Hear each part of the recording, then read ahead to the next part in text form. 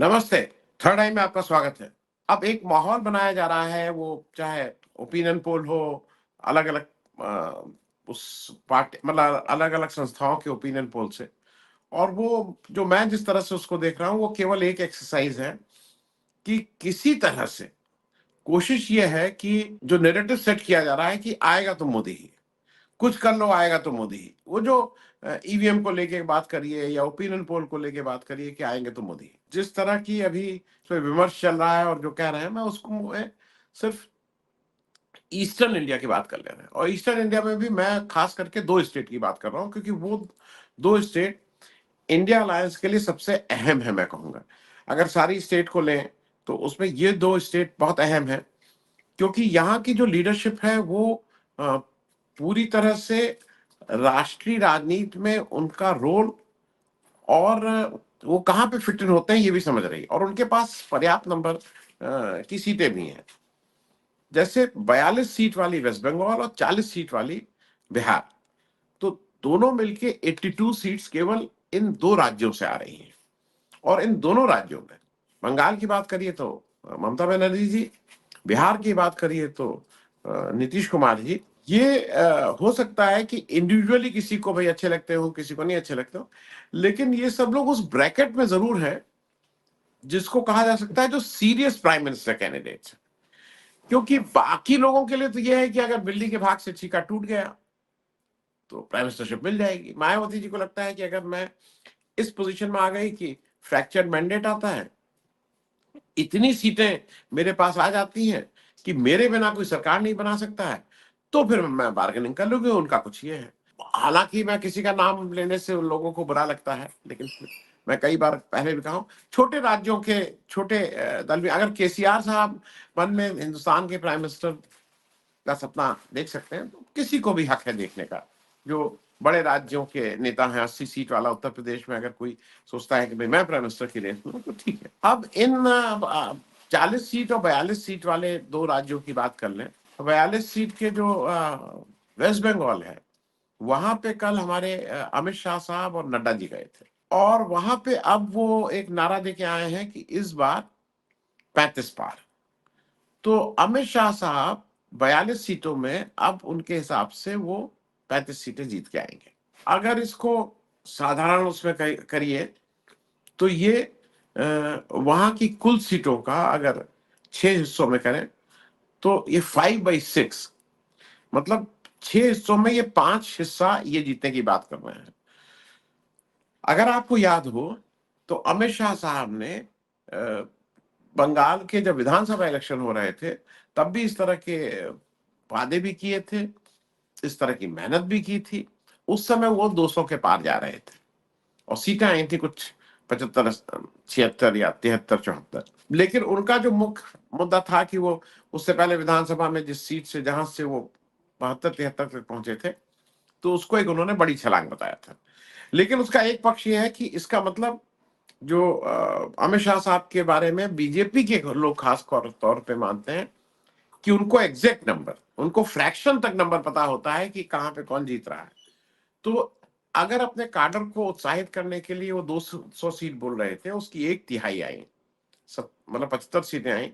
तो इस बार ये मान के चलिए कि अगर वो 35 सीट बोल रहे हैं तो करीब उनको उनके हिसाब से 12 सीट तक बीजेपी की आ जानी चाहिए। जो एग्जिस्टिंग 18 है उससे कम है। एस्टिमेट भी यही है। एस्टिमेट इसलिए ये है कि जो हमारा इंडिया अलायंस है, उसके जो प्रमुख 3 घटक हैं, और प्रमुख मैं इसलिए बोल रहा हूं कि राष्ट्रीय स्तर पे कांग्रेस का एक इंपॉर्टेंट घटक है। बंगाल में जो जो डिसाइड करेगा और जिसके ऊपर सारा दारोमदार टिका है, वो तृणमूल कांग्रेस है। और तीसरा घटक दल लेफ्ट है। लेफ्ट के साथ एक चीज मैं कहूंगा कि अ, उनमें एक चीज बिल्कुल क्लियर है, वो बीजेपी को उनको हटाना है। उनकी अपनी विचारधारा में बिल्कुल क्लैरिटी कि उनको बीजेपी को हटाना है। और वो मैं एक बात की तरफ याद दिला दूं, पहली पार्टी अ, हुई है इस देश की, सीताराम येचुरी का बयान आया है और उन्होंने ऑफिशियली ये कहा है कि उनको इनविटेशन मिला है राम जन्मभूमि के जो प्राण प्रतिष्ठा हो रही है नए मंदिर की, उसमें आने का, लेकिन वो उसमें भाग नहीं ले रहे हैं। और भाग नहीं ले रहे हैं उसके उन्होंने पूरे कारण गिनाए हैं।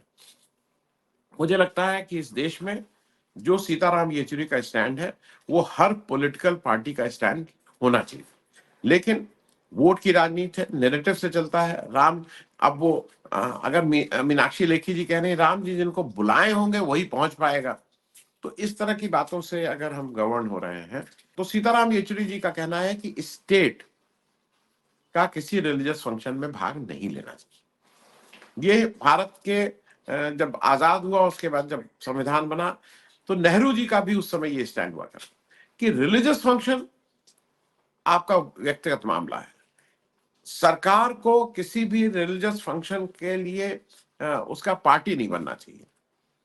आप व्यक्तिगत रूप में तो सभी लोग कहीं जाते हैं, व्यक्तिगत रूप में भाई जिसको जिस धर्म का है उस धर्म की अपनी बात करिए, उसको प्रैक्टिस करिए। लेकिन सीताराम येचुरी का कहना है कि संविधान हमारा ये छूट नहीं देता है कि कहीं से भी स्टेट जो है वो धार्मिक उसमें धार्मिक इस तरह के कार्यक्रमों में हिस्सा ले। संविधान का ये उनके हिसाब से गैर संवैधानिक है। मुझे ये बात अच्छी लगी, कम से कम उन्होंने ये स्टैंड लिया है। बात रेफरेंस हो रही थी, कभी कभी मुझसे लोग कहते हैं ना कि आप कहाँ की बात कहाँ ले, बात हो रही थी बंगाल की। और बंगाल में मुझे जो अभी तक का पास्ट रिकॉर्ड है, कम्युनिस्ट की वजह से पिछले कम से कम 20-25 साल में, उनके बारे में बाकी क्या कहा जाए, उन्होंने आजादी में क्या किया था क्या नहीं किया था, लेकिन अभी कम्युनिस्टों की वजह से मैंने कोई गठबंधन टूटते हुए नहीं देखा। उनका यूपीए 1 में जब मनमोहन सिंह साहब ने न्यूक्लियर डील की थी तो उनका बिल्कुल साफ साफ स्टैंड था, इस वजह से उन्होंने वापस लिया था अपना सपोर्ट। लेकिन अदरवाइज सीट शेयरिंग के नाम पे मुझे कम सीट मिली, उनको ज्यादा मिली। मैंने कम से कम कम्युनिस्ट पार्टी की, और वो कोई धड़ा हो, सीपीआई सीपीएम सीपीआईएम को अलग होते हुए नहीं देखा है। इस दृष्टि से मुझे ऐसा लगता है कि वेस्ट बंगाल में अगर ये इंडिया गठबंधन काफी हद तक मतलब सीट शेयरिंग सेटल हो जाती है, और अगर 2-4 जगह फ्रेंडली कंटेक्स्ट भी हो जाता है, तब भी ये एक बड़ी उपलब्धि होगी। और ऐसे में बीजेपी का 18 सीट का परफॉर्मेंस रिपीट करना तो करीब करीब इम्पॉसिबल है। वो कह रहे हैं कि वो 35 सीट के ऊपर लाएंगे, तो वो केवल अपने कैडर को उत्साहित करने के अलावा इसके अलावा और कुछ चारा नहीं है। दूसरी तरफ मुझे ये लगता है कि जो आप अगर हाल के दिनों में देखिए, तो ममता बनर्जी बिल्कुल जिसको कहते हैं ना ताल ठोक के बीजेपी के अगेंस्ट खड़ी हुई है। वो क्योंकि उनको अपनी स्टेट चलानी है, स्टेट चलानी है तो एक अपनी समस्याएं हैं जो केंद्र से के ऊपर आप कई चीजों के लिए आश्रित रहते हैं। लेकिन एक बार भी उन्होंने अभी तक कोई कॉम्प्रोमाइज की इंडिकेशन नहीं दिया है। बहुत से बात निकला कि भाई वो जो धनखड़ जी को जब वाइस प्रेसिडेंट बनाया गया तो उनको कॉन्फिडेंस में लिया गया था। इसको मैं अगर 99% रूल आउट कर दूं, 1% मान भी लूं, तो उस नेगोशिएशन में अगर बंगाल को उन्होंने कुछ उसको बंगाल को कुछ एक्स्ट्रा दिलवाया, बंगाल के कुछ पुराने पेंडिंग पेमेंट्स रिलीज करवा दिए, तो इसमें क्या बात थी, खराब बात है। तो आज की तारीख में 42 में 18 भी होना मुश्किल है। बिहार में पूरे प्राण प्रण से लगी हुई है बीजेपी इस नैरेटिव को सेट करने के लिए कि all is not well in India गठबंधन। लेकिन अगर आपको याद हो, कल या परसों ललन सिंह भी अपने जब किसी मीटिंग से निकले तो उन्होंने साफ साफ कहा कि ऑल इज वेल। अब मुझे मुझे ऐसा लगता है कि बिहार में जो एक चीज बार बार ये कही जा रही है कि नीतीश कुमार गुस्सा है, नीतीश कुमार जा सकते हैं वापस। मेरे हिसाब से नीतीश कुमार जी के बीजेपी या एनडीए में वापस जाने के सारे रास्ते बंद हो चुके हैं। वो अब वापस नहीं जा सकते हैं। वो गुस्सा होके अलग लड़ सकते हैं, गुस्सा होके घर बैठ सकते हैं, लेकिन वापस एनडीए में जाने का मुझे नहीं लगता है कि अब जरा भी स्कोप बचा है। 3 महीने बाद इलेक्शन है, घटनाएं अपने हिसाब से हो रही हैं। हालांकि बीजेपी किसी भी हद तक कुछ भी सेक्रीफाइस करके बीजेपी यहां तक कहेगी कि 40 सीट आप लड़ लीजिए और हम बिल्कुल नहीं लड़ेंगे, हम सबको करेंगे। वो नीतीश को अगर बीजेपी का तो टॉप प्रायोरिटी आज ये होगी कि नीतीश किसी तरह से वापस आ जाए, तो जो आइडिया ऑफ इंडिया अलायंस है वही खत्म हो जाएगी। तो बीजेपी के लिए वो सबसे इंपॉर्टेंट है कि वो किसी तरह से नीतीश आ जाए, लेकिन मुझे मेरी जो अपनी एनालिसिस है उसमें ये चीज रूल्ड आउट है।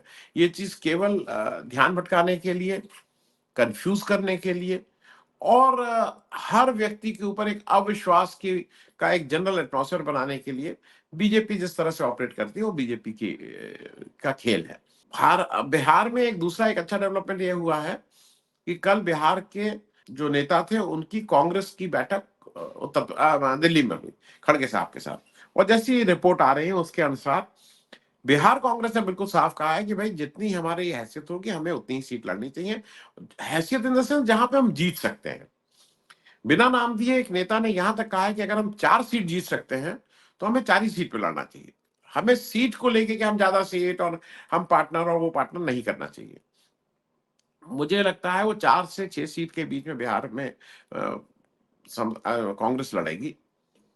40 सीट है, 17-17 सीट पे जनता दल यू और आरजेडी को होना चाहिए 34 सीट। 6 सीट में कांग्रेस और सीपीआईएमएल को भी वहां एक दो सीटें देनी होंगी। कन्हैया भी सीपीआई से लड़ना चाहेंगे। तो मतलब वो बहुत मुश्किल चीज नहीं है, क्योंकि वहां पे कांग्रेस ने भी स्पष्ट कर दिया है कि सीट की वजह से कहीं दिक्कत नहीं होगी। जो कांग्रेस का जिस तरह का अभी ऑफिशियल बयान कहीं नहीं आया है, लेकिन जिस तरह का अखिलेश यादव जी बयान दे रहे हैं, उधर कांग्रेस के अजय राय जी उनका जवाब दे रहे हैं, उत्तर प्रदेश में चीजें कम से कम वर्किंग लेवल पे बहुत अच्छी नहीं है। लेकिन बिहार में वर्किंग लेवल पे जेडीयू, आरजेडी, कांग्रेस, मतलब कम्युनिस्ट पार्टी के आपस में एक दूसरे के प्रति कोई विरोधाभास का बयान नहीं है।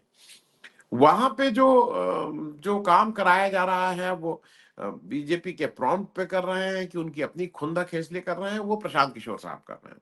प्रशांत किशोर साहब सुबह से शाम तक अपनी कोई एनालिसिस लगा के बताते रहते हैं कि नीतीश कुमार की वजह से क्या क्या नुकसान होगा। अब उनकी अपनी खुंदक है, अ, वो उस खुंदक को जाहिर जाहिर करते रहते हैं।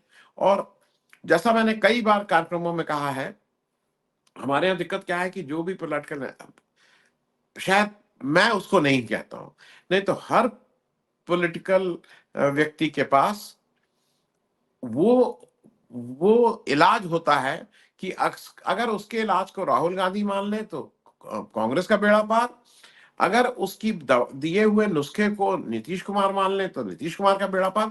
कुछ इस तरह की बात हर आदमी कहता है। प्रशांत किशोर जी के जो बयान आ रहे हैं वो लोडेड हैं। उसको एक मतलब एक जिसको कहते हैं ना एक एजेंडा के तहत कह रहे हैं। अब वो एजेंडा उनका अपना है कि वो स्पॉन्सर्ड है, ये बताना बड़ा मुश्किल बात होगी। लेकिन वो बयान निष्पक्ष तो मुझे कहीं से भी नहीं लग रहा है। बिहार का मैं इसलिए और थोड़ा बता दे रहा हूँ, 40 सीट में 17 सीटें बीजेपी के पास है, 5 सीटें एलजेपी के पास है, जो मोर और लेस अब बीजेपी का ही पार्ट है। तो ये मान के चलिए कि 40 में 22 सीटें तो आज बीजेपी के पास है। अब उस 22 सीट को मुझे कहीं से भी जो अभी की स्थिति है, हालांकि बीजेपी ने, ये फैक्ट है कि पिछले 5-6 महीने में जो बिहार में जहां उसको एक दो जहां बोहनी होने की मुश्किल थी, जहां पे जब शुरू शुरू में नीतीश कुमार आए और इंडिया अलायंस बना था, तब ऐसा लगता था कि शायद 1 आध सीट, 2 सीट, 3 सीट बीजेपी के आएंगी। वो नंबर्स बढ़े हैं आज की तारीख में, क्योंकि इंडिया अलायंस की तरफ से बहुत गतिविधियां अभी नहीं हुई हैं, तो उस वजह से वो नंबर्स बढ़े हुए दिखाई दे रहे हैं। लेकिन एक बार इंडिया अलायंस भी मैदान में अगर ठीक से आके बिहार में मतलब जिसको कहते हैं प्रचार के लेवल पे अगर कूदेगा, तो तय बात है कि उसके पास बीजेपी के मुकाबले इंडिया अलायंस के पास वर्कर संगठन, नैरेटिव, ये सब कई गुना ज्यादा है बनिस्बत बीजेपी के। बिहार की मैं बात कर रहा हूं। तो अब बिहार में 10 का आंकड़ा इज ऑन अ वेरी, वो बहुत बड़ी साइट है। 10 का आंकड़ा, दहाई में बीजेपी का बिहार में जाना मुश्किल होगा। लेकिन अभी की स्थिति में वो 2-3 सीटों से आगे बढ़ चुकी है, क्योंकि जो मेरा मेरा अंदाज है वहां पे कोई उसको चैलेंज नहीं हो रहा है। तो ये 2 राज्यों में बीजेपी की दिक्कत है। एक 14 सीट की का राज्य झारखंड भी है, उसको भी ईस्टर्न इंडिया के साथ जोड़ लेना चाहिए। और वो मैं इसलिए जोड़ रहा हूं कि झारखंड में कोई मेरे ख्याल में 11 सीटें बीजेपी की थी 14 में, इस बार वो रिपीट होना थोड़ा मुश्किल है। हालांकि उनको बहुत उम्मीद है कि द्रौपदी मुर्मू जी भी उसी एरिया से आती हैं, आदिवासी उनको लगता है उनके पीछे खड़े हुए हैं, लेकिन ग्राउंड पे वहां का गठबंधन ज्यादा इंटैक्ट बिहार की तरह है। वहां पे एक झारखंड मुक्ति मोर्चा बड़ी फोर्स है, कांग्रेस वहां पे है, वहां पे आरजेडी और जेडीयू के भी अपने पॉकेट ऑफ इन्फ्लुएंसेस है, वो एक छोटी छोटी जगहों पे उन लोग भी हैं। तो झारखंड की 54 सीट, मतलब झारखंड बिहार की मिला के 54 सीट और 42 सीट वेस्ट बंगाल, कुल 96 सीटों में बीजेपी अगर अगर मेरे हिसाब से एक चौथाई सीट ले आती है तो वो उसका बहुत ही अच्छा परफॉर्मेंस होगा। पर 24-25 सीट लाना will be a good performance अगर इन इन 96 सीट से लाती है। अ, आगे और क्योंकि यहाँ पे एक और चीज है, इन तीनों राज्यों में का जो नेतृत्व इस समय है इंडिया अलायंस का, ममता बनर्जी, नीतीश कुमार, झारखंड मुक्ति मोर्चा, और यहाँ पे मैं जब नीतीश कुमार कह रहा हूँ तो मैं साथ में आरजेडी की भी बात कर ले रहा हूँ। आरजेडी, जेडीयू, जेएमएम और उधर तृणमूल कांग्रेस, ये सब मैच्योर है, ये सब ये समझते हैं कि असली खतरा क्या है, और उस खतरे को अगर ये साथ लेके नहीं मतलब उसका मुकाबला करेंगे तो इन सब के लिए ना केवल लोकसभा, इनके लिए अपनी विधानसभा, अपनी स्टेट चलाने में भी दिक्कतें होंगी। तो आने वाला समय बताएगा, लेकिन मेरे हिसाब से ईस्टर्न इंडिया में बीजेपी चाहे कुछ भी नैरेटिव सेट कर ले किसी के साथ भी, लेकिन उसकी दाल इन 3 राज्यों में गलने वाली नहीं है। थैंक यू सो मच, धन्यवाद।